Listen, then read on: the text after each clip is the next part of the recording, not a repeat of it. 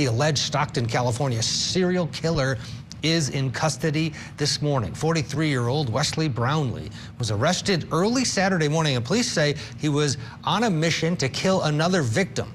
The Stockton police chief says there was a surveillance team following Brownlee this weekend, and they moved in to arrest him after he posed a threat. Police say Brownlee was arrested with a firearm. The alleged Stockton serial killer is suspected of killing 6 men and wounding a woman in a string of shootings. He's scheduled for arraignment tomorrow afternoon. The Stockton mayor thanked the community for sending in tips that helped solve the case.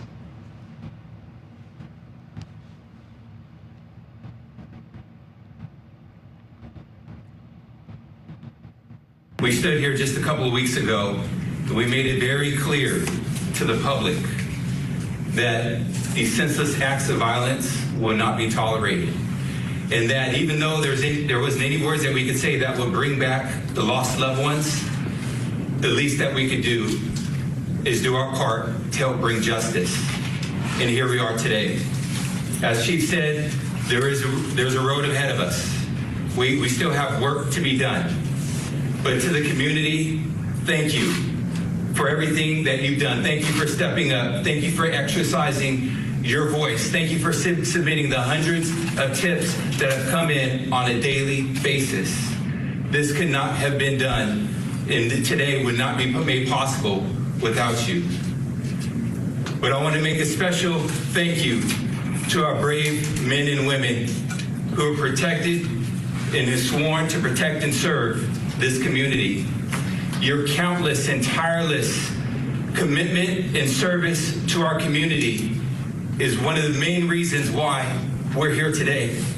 This community, this city, this Stockton Police Department is committed and dedicated to the people of this city. And public service, public safety still remains our #1 priority.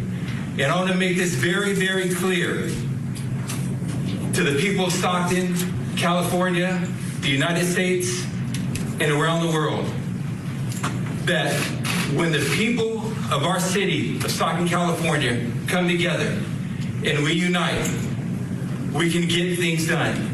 Stockton will be a place where people can live, raise a family, and grow a business. This is a beautiful city. This is a city that each and every one of us call home. And we will not tolerate any acts of senseless violence.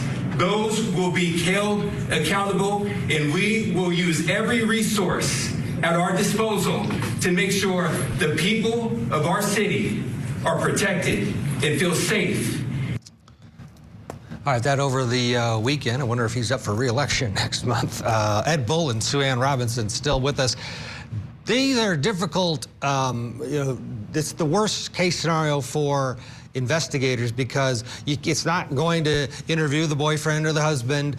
Serial killer is random by definition, and boy, this one, it sounds like, Sue Ann, the public gave a tip and then law enforcement throws up a surveillance, and they believe they went in at the right time before he could act again. Overall, this probably wasn't the way they wanted to make the arrest, but it sounds like this is the way they had to do it. Right. Well, power to the people of Stockton. They're calling in tips, and that's exactly what their elected official was saying is so important in a case like this, because it affects everyone in the community, and everyone in the community has a vested interest in, if they know something, say something, and giving the information to the police to prevent further issues, further violence, further people being harmed and killed. So it is a developing story. We don't know, exactly what happened and how he was apprehended or what he was going to do when he was apprehended, but it's kudos to the detectives for actually following the tip, for following up on the tip, for surveilling him, and for possibly stopping him from hurting someone else. Ed, from a prosecutor's standpoint, these are going to be very busy days, the next 2 days to get your ducks in a row.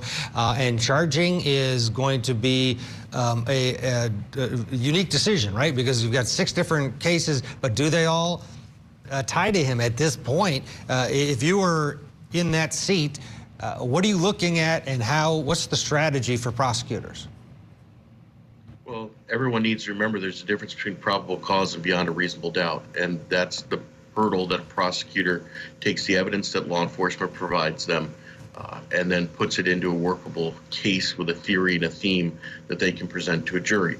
But you're exactly right, Ted. At this moment, there's a prosecutor who's walked into their office. I'm assuming someone was embedded from the DA's office out there during this investigation. There's no question they had their guy. Now, there's a difference between a surveillance team and usually the takedown team, so there must have been something that occurred that caused them to have to react immediately and take this individual into custody. But you're right, Ted, jurisdictional issues, making sure that you have all of your ducks in a row, lining up the forensics, the difference between preliminary forensic results and something that can be presented. And as a prosecutor, my concern is how quickly can we get this case to trial? Do we have any type of speedy trial rights issues, and whether or not the defendant's going to want to exercise and bring that case to trial very quickly?